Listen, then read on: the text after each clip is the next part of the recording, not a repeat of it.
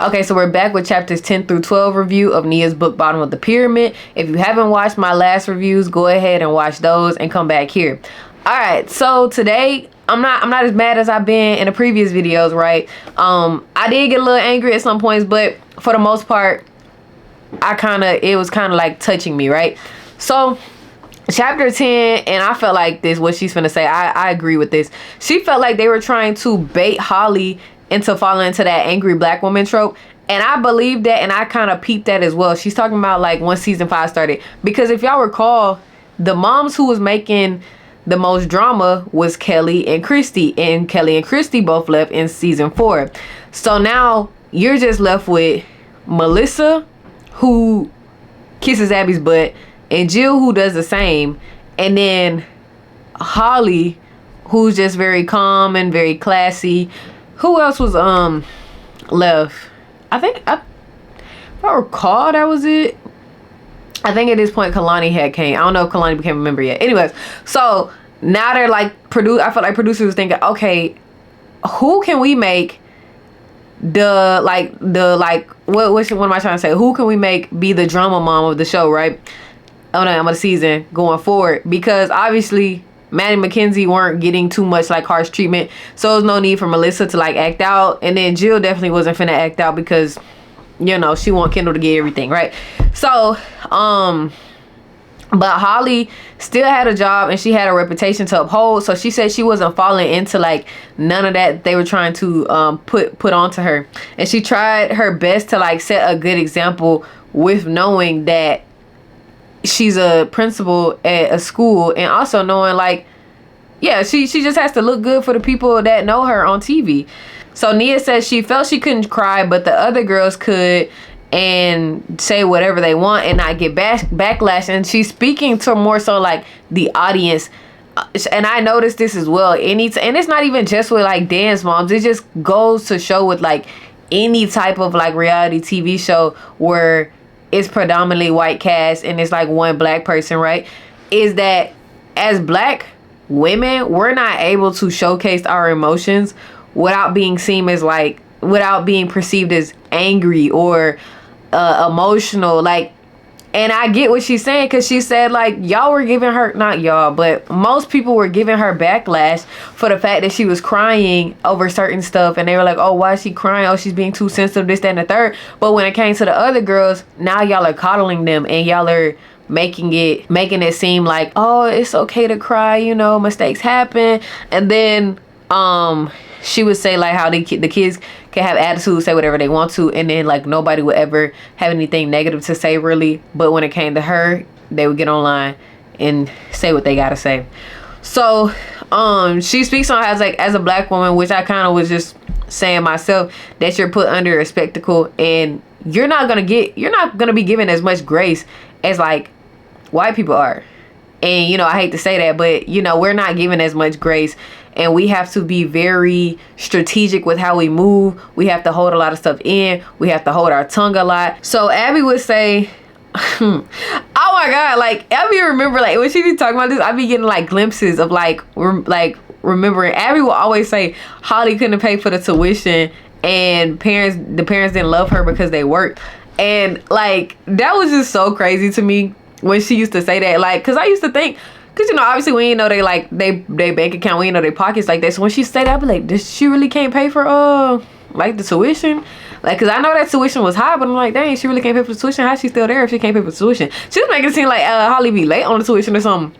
But come to find out, Nia said that wasn't true at all. We were more than enough able to pay for the tuition. And just the fact that Abby, and then not even just Abby, but like the moms was even saying like, oh, your parents don't love you because they work. Like, not everybody has the luxury of being a stay-at-home wife. Not everybody wants to be a stay-at-home wife, matter of fact. Like, not everybody wants to do that. But she shows up for her kid at the end of the day, and that's what matters.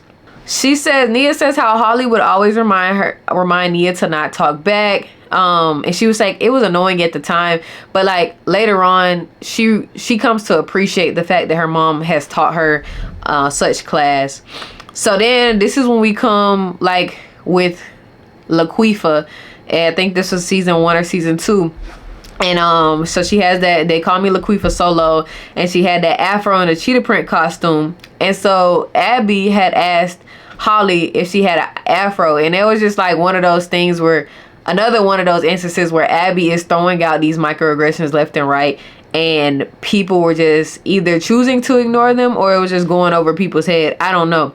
But the fact that you gonna ask a black woman, do you have an afro wig?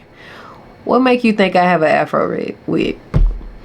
It's nothing wrong with wearing afro wigs, but the fact you think, and then she even said, Holly was like, oh, I just pulled one out of my pocket. Like, yeah, like, why do you think everybody just has afro wigs laying around? Especially the one that Nia wanted. Now, I know I see a lot of afro wigs where it's like curly afro wigs.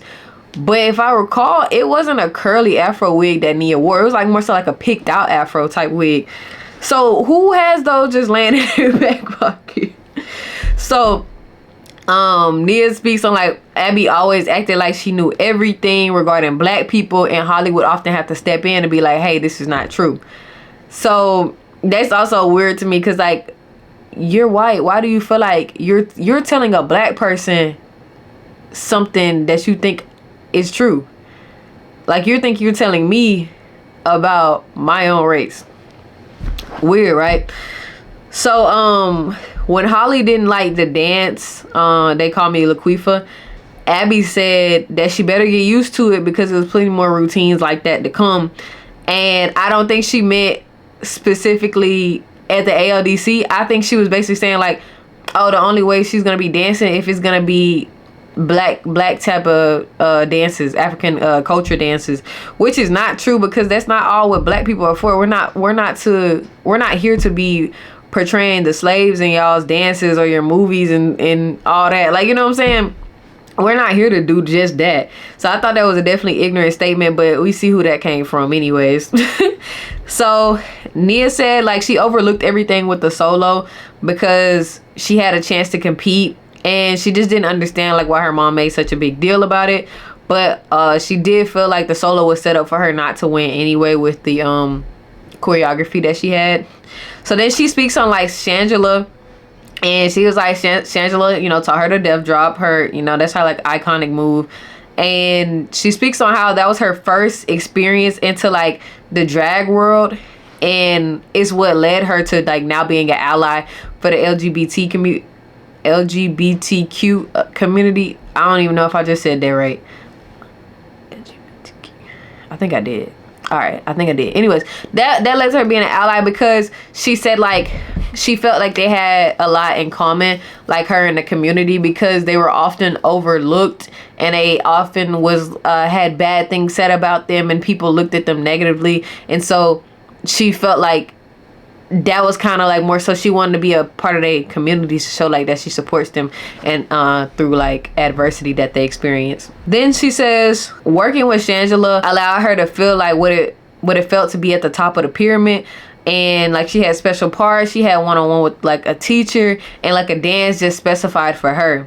And then she also says like different people coming in allow for different perspectives. So yeah, I'm assuming this is kind of learned early on, which is why I hated that the girls still stayed with Abby as long as they did, because she said like she relied on Abby too much for like measure of success. She had like people reach out to her and say like, I like your dancing, like keep up your dancing and stuff.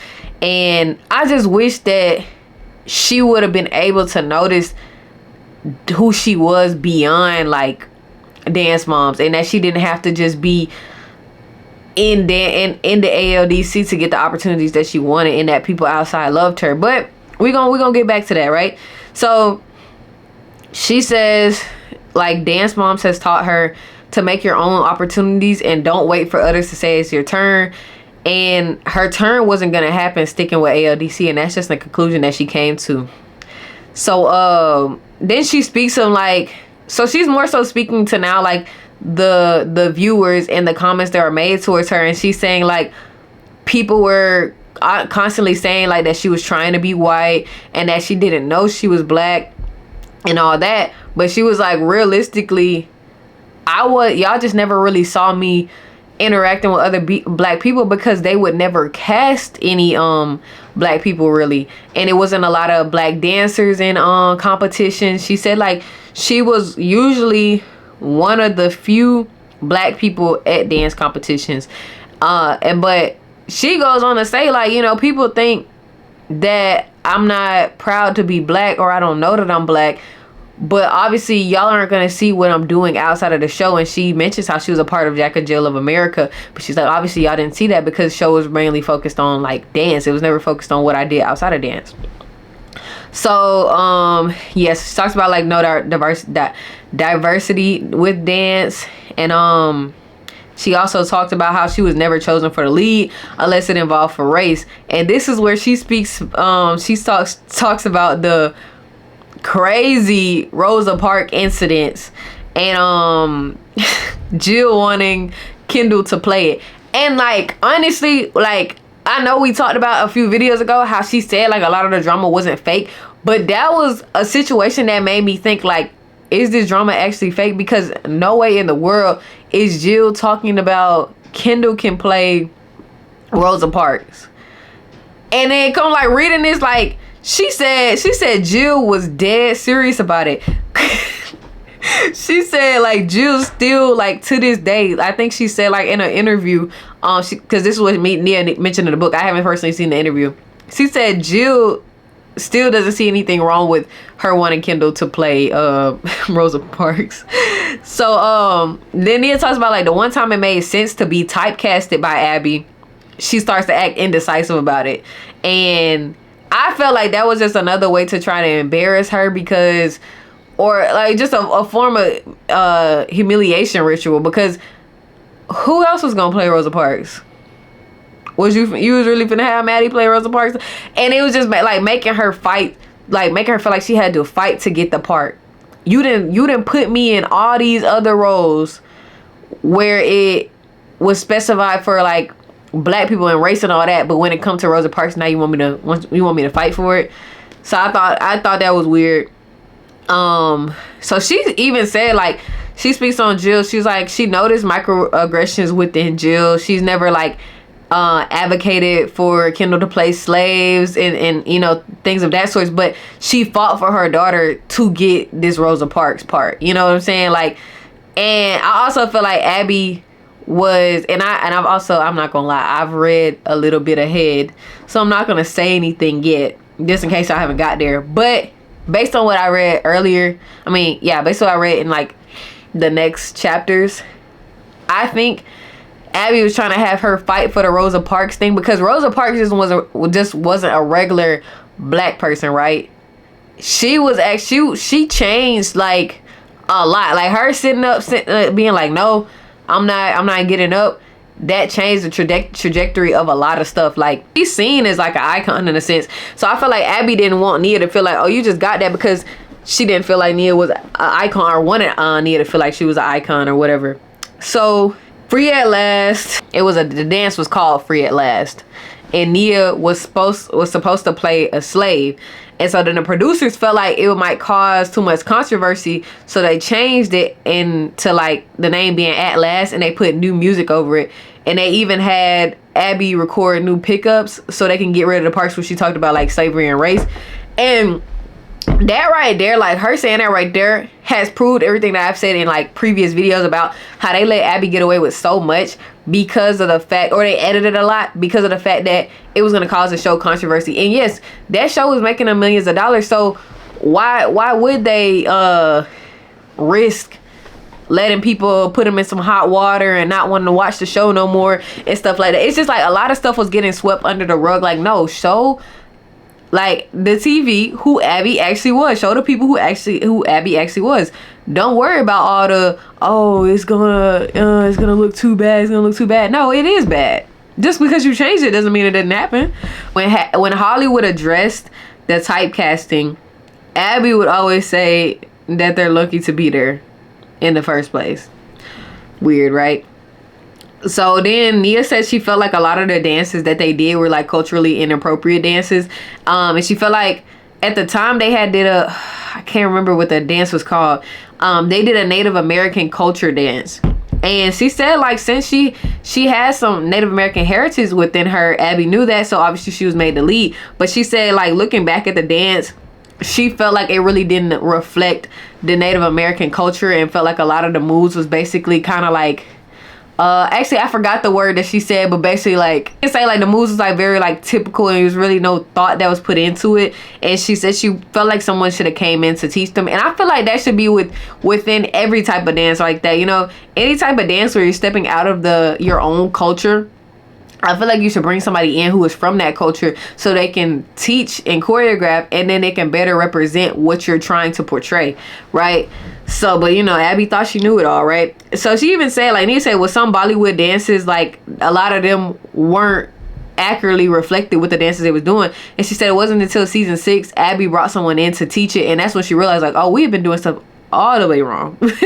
To switch up the topic, she kind of starts to kind of talk about how her race played a factor in a lot of things that she experienced. And she said season 1 in Florida, they met up for a pool day at Abby's house, and Abby would play this game where she'll grease up the watermelon and throw it in the pool. So she was like, Nia and Brooke brought out the watermelon, and then Maddie's crying in the corner because somebody kicked her. But I remember this episode. I remember watching it, and I said, oh, I thought, like, in the moment, I'm thinking, is she really crying because she lost? Because you remember Maddie was like a perfectionist. Anytime she lost, like, she did not want to seem like a loser in front of Abby. So that's why I thought she was crying. And then I didn't remember this part, but Melissa ends up accusing Nia of kicking Maddie, even though she was nowhere near her.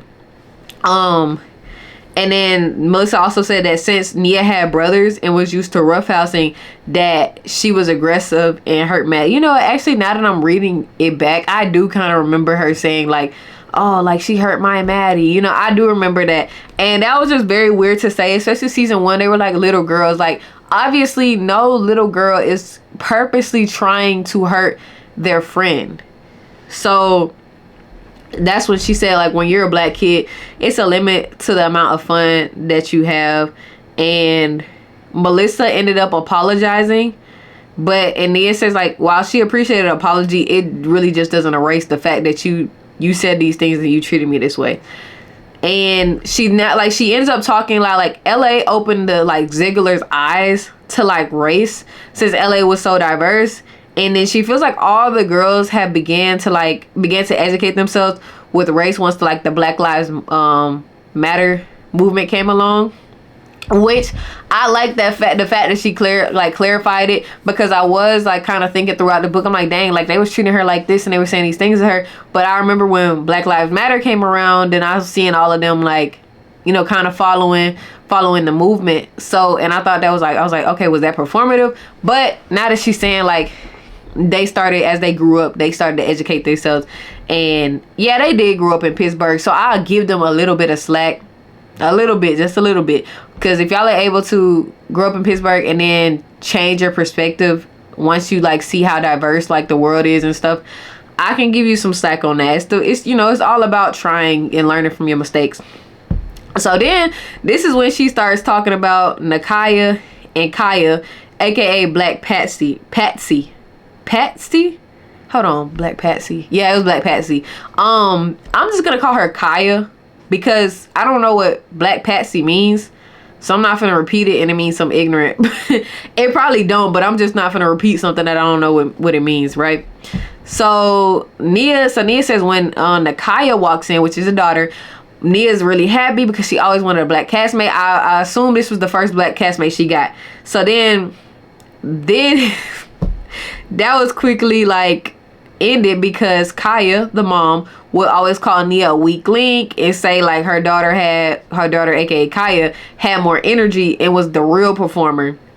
And so she was like, the only time it was another black dancer on the team, it was drama. Like, and she's saying, y'all, it's giving a bad look for the black community in a whole, because I finally get another black castmate and y'all are stirring up the pot. And not only are y'all stirring up the pot, y'all are coming against me, another black girl, the only black girl, right? And so she feels Kaya, the mom, had a change of heart once she saw how brutal the environment was towards Nia. And a lot of the times people would think when what's her name, Nakaya, when Nakaya would Kaya the mom, whenever she would say these things to Holly about Nia, they would always be like, why is Holly never saying anything back? And Nia clears that up and was like, well, Holly had a rule that she was never gonna argue with other black women on the show. And I like that. I really did like that, because she said like she didn't want to. She's like, that's what the people want to see. They want to see black people like going against each other in a negative way, and she wasn't gonna give that to anybody. So I like that. That's just one of many things that shows how like intelligent Holly was, and she was one of the most like emotionally mature women on that show. So then she speaks on like how Asia joins, and she's the second black girl to join, and speaks how they worked well together. I honestly loved Asia, and I often go back when I used to rewatch Dance Moms. I would often go back to season 3 to when Asia came, because I just thought she was just like a firecracker on stage. I like seeing her dance. So then she speaks on a time when they had a duet and they didn't have time to warm up, and they was very nervous because that was a dance where they had to do a lot of acrobatics, a lot of lifting and all that. And you can be at risk for injury if you're not warming up properly. So due to this, because it was something about the schedule, because you remember how I said that earlier in the reviews, the last videos, how production had to change around, had competition change around a lot of things to fit within their like time frame of getting done at 11. So due to that, one of the changes they had, it didn't allow them much time to prepare, right? So with that, a rule was put in place that allowed everyone adequate time to warm up. And that's when she starts to wonder, like, how many rules had to be created at the expense of me? And, because last video or the video before that, she talks about how a rule had, like, they had to bring on a therapist because of the fact that Abby like putting her hands on her, stuff like that. So I understand why she's saying like everything has to happen to me for them to be like, okay, let's put a rule in so this doesn't happen. So then she speaks and says her and Asia still remain friends to this day, and I like that. I'm glad they're still friends to this day. All right, so chapter 11. So since she didn't have many friends, I must say I loved this chapter so much, because like it's really like a dedication to her mom, and it's really like uplifting her mom throughout the whole video, because Holly got so much hate for the fact that Nia was even on the show in the first place and letting her like endure all these things without knowing like the backstory and without knowing that yes, this is Nia's choice, right? So, and Holly didn't even want to be on the show. So she said since she didn't have many friends, she would hang out with her mom a lot, and they had a close bond due to that. And she was saying like her bond with her mom was different from like the other girls. Like other girls loved their mom, but they never really wanted to hang out with their mom or their parents the way that Nia liked hanging out with Holly. And so then she speaks to say she understands questions of why her mom let her dictate her own life, as far as like listening to a 9-year-old say, I want to stay at Dance Moms, even though this big fat white lady is criticizing me and mentally abusing me. Like she understands why people bring that into question, but she said her mom was no one to blame, and everything they did was Nia's doing. So she's saying like if you want to find somebody to put the blame on me. I'm the one who wanted to stay. She ain't want no parts of it. So she also speaks on like basically debunking like people thinking, oh, Holly was just keeping her there for the money. She was like, actually they didn't spend any of my money, and they made it very clear that I worked for it, so it was my money. That's what Nia was saying, that it was her money and she worked for it, so they didn't take her money. All Nia's money was for her spending. So she speaks on she speaks on one instance where she wanted to hang out with the girls. She said like she would often do this as like bids for like affection and attention and just quality time or whatever, even though like most of the time she would get shut down or whatever. But yeah, so she asked the girls what are they up to, and they said they had no plans. So Nia was like, all right, let me know what y'all end up doing, suggesting like they go out for dinner, right? And so she says she finished running her errands, and then nobody ever hits her back. So Nia and her mom goes out and they eat dinner and they go to the mall and they just have a great time, right? So then she says she comes back from having a great time with her mom. She gets on her phone. She sees Abby and all the girls hanging out with 2 YouTubers. And she said her heart just sinks, right? And I can only feel how she feel in that moment, because like you asking people, you tell somebody like, I want to hang out with you, right? Oh, I'm not doing anything. All right, just let me know. Like, let me know what y'all end up doing. And then y'all don't say anything, and then y'all end up with one of, like, I think she said like either both of them was her favorite YouTuber or just one of them, and then like the other one they just knew personally or something. Well, I think it was that, because of the person it was, right? So that just sucked. So she said it seemed obvious that she was purposely left out, and her mom just was alongside her while she cried. Like she said, she cried her heart out, like, and Holly just held her. And the person, one of the YouTubers, she doesn't name, and the other one she said was Todrick Hall.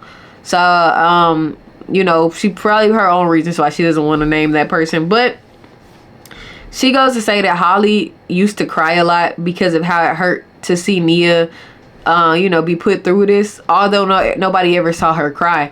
And Nia even said like that made her sad to know, because she said this whole time I've never even seen my mom cry. Like she had to really be going in private just to cry, and I had no idea. And so then Holly goes back and she confronts Abby and the mom about the event. She like says how much it hurts Nia and everything like that. Everybody looked as if they didn't do anything wrong. They try to defend themselves. So after the show aired, which was months later than when the situation happened, one of the YouTubers contacted Nia to hang out, because they was like they didn't know why she wasn't there. And she invited JoJo, since she was like JoJo was often left out as well, and this pushes them closer. So yeah, like I said, the other person was Todrick Hall. So then she talks about how Maddie gets like Taylor Swift concert tickets, right? Because now Maddie's up in the big leagues. She got all these like connections and everything. So she invites Kendall, Kenzie, and Kendall's sister. So she was like, she picked Kendall's sister over me.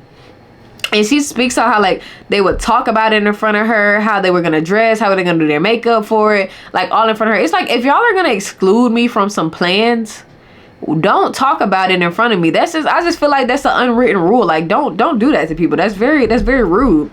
So then Holly saw how hurt it was, how hurt Nia was about it, and then surprised her with tickets to the concert. And she was like, you know, although I didn't get to go back and do like a meet and greet and everything with Taylor Swift, like they got to, I still went. I was still able to go, and I still had a great time with my mom.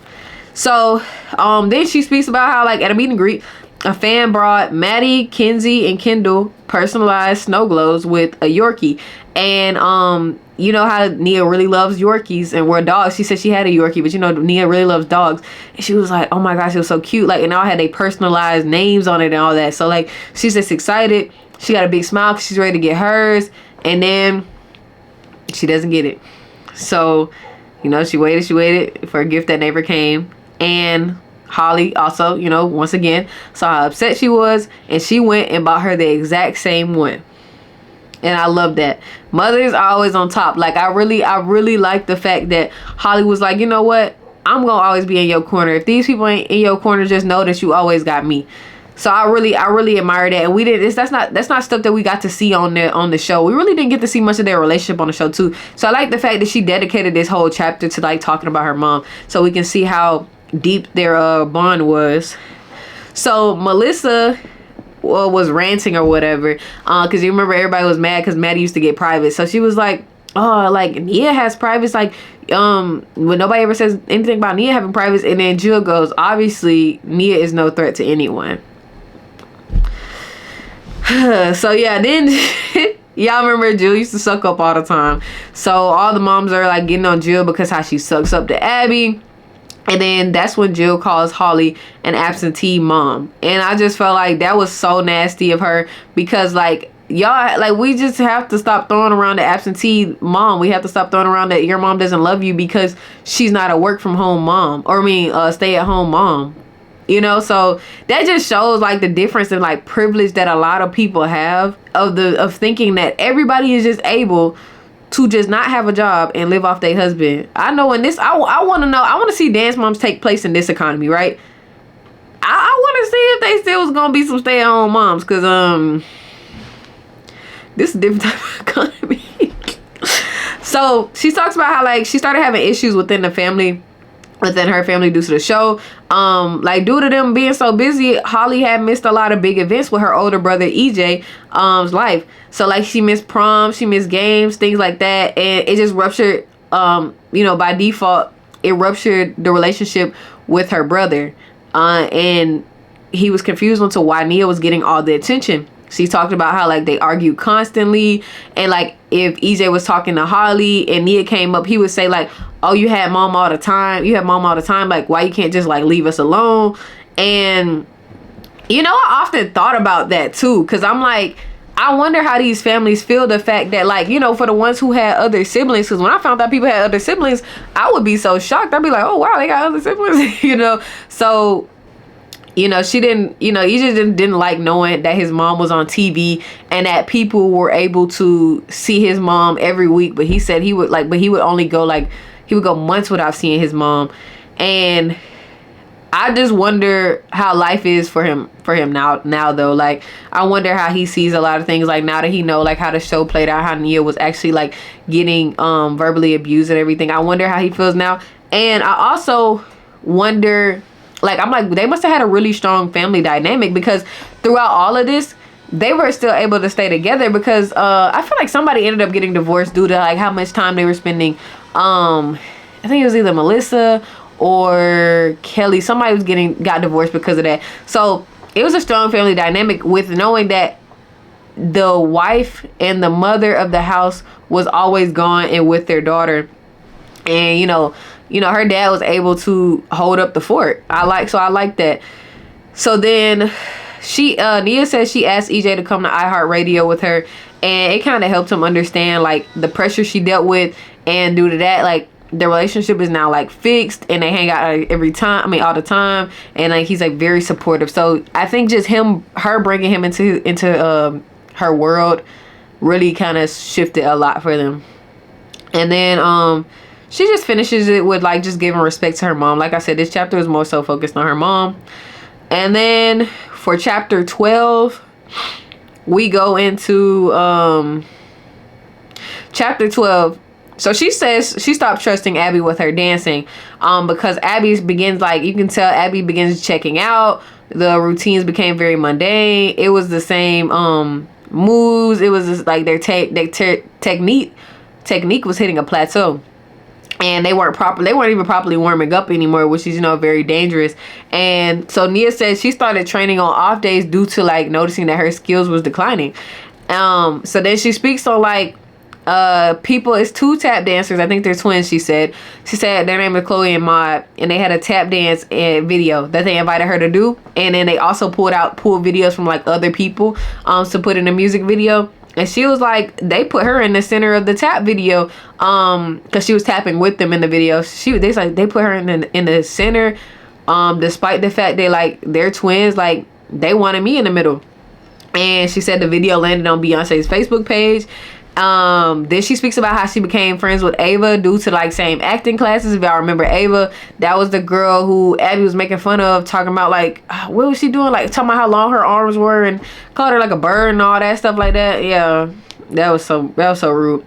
But yeah, so this is at this point in her life, people start to realize that Nia wasn't a bad dancer. She just wasn't giving dances that fit her. She jumps back to the video that they did for the Lux video, right?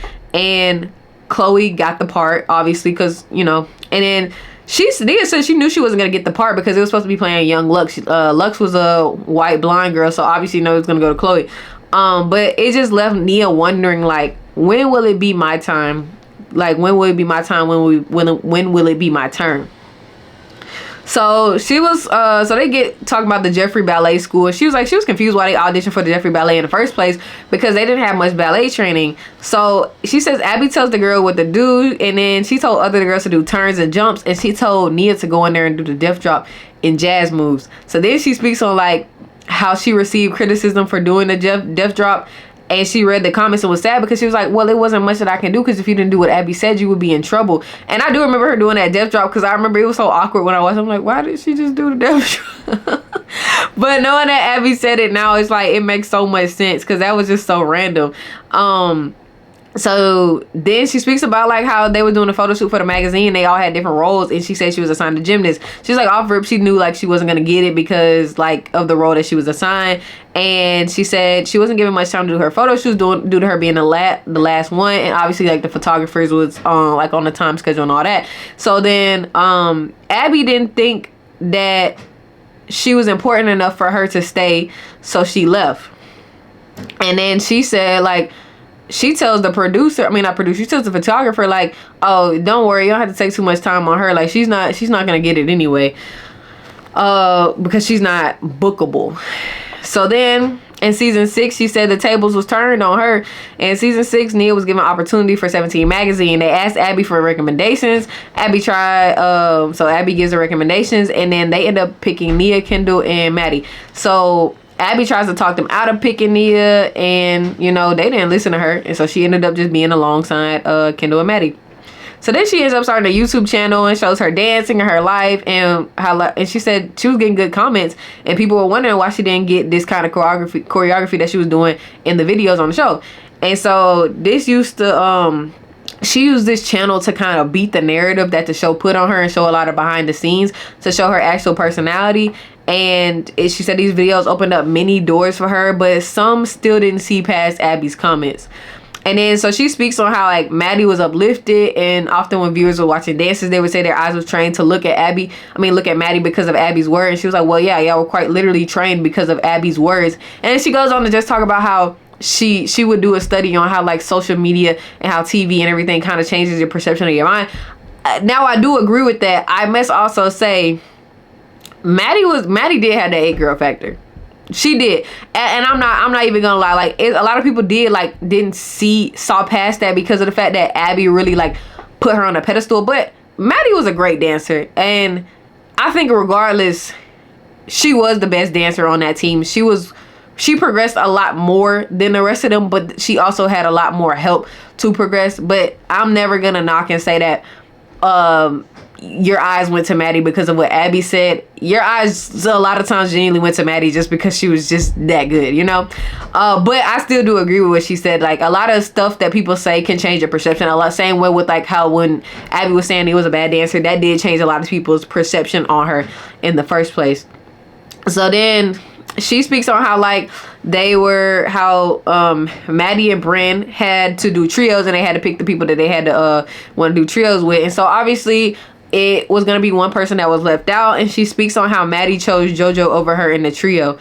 And she said that just really just hurt her feelings, because it's like, wow, like I've been doing this with you since day one, and like you picked JoJo over me. So it just hurts. And then we go on to, she says Abby resigns from Dance Moms, and they assume it was due to her legal issues and not from being unhappy.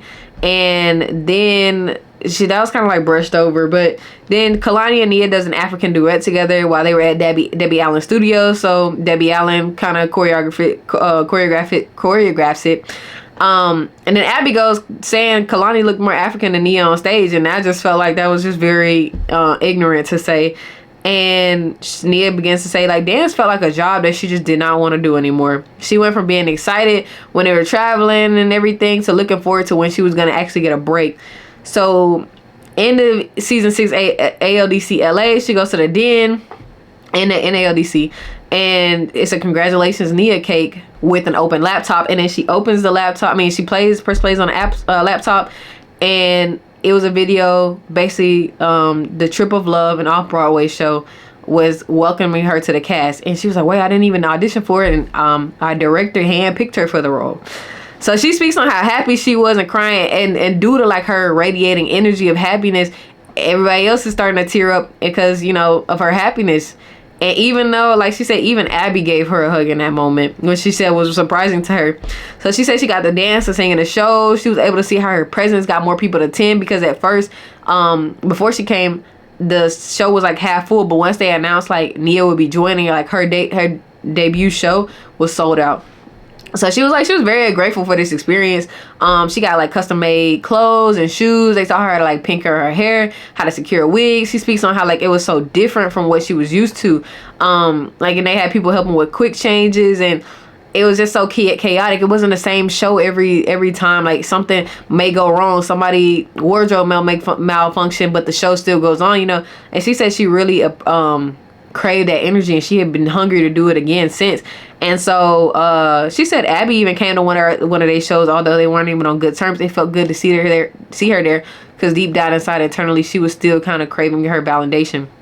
And so she just goes like, to anyone who doubted me, like her off-Broadway show was proof that she had talent, as she is now a professional dancer. And she also speaks about like a card that she was given that no other girl has, because like she was now a professional dancer. Had, because I don't know if any of the girls have it now, but anyways, she ends up getting a glimpse of what life was like outside of Dance Moms, and this becomes the first time that she did not want to return to Dance Moms. She said she always saw the bright side to staying, but she said after everything she just experienced over the summer, she was like, wow, like I don't even think I should even go back. I see what is more to life outside of that.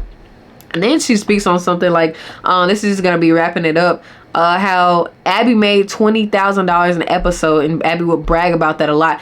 And the girls didn't even make half of that. She said the amount of money that they made was not enough to even pay college tuition. So I just felt that crazy, because I always did wonder how much they get paid. Although she didn't say a specific number, you probably get a ballpark range of what they were making. And yeah, so overall, how are y'all feeling about these chapters? I'm probably gonna split the last two, because there's gonna be 4 chapters left, so I'm probably gonna split them into like two parts, two chapters per video. And as y'all can see, this video is a little long. It was a lot to cover. So yeah, let me know your thoughts in the comments. My favorite chapter was definitely the one about Holly. And yeah, just let me know y'all thoughts, and I'll see y'all in the next video.